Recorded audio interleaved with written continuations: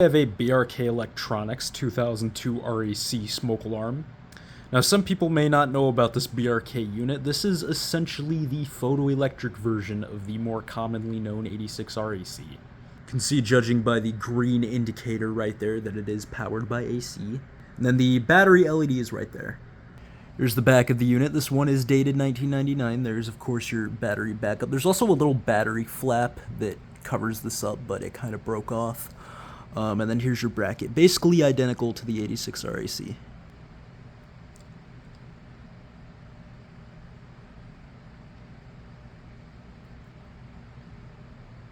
Takes a second.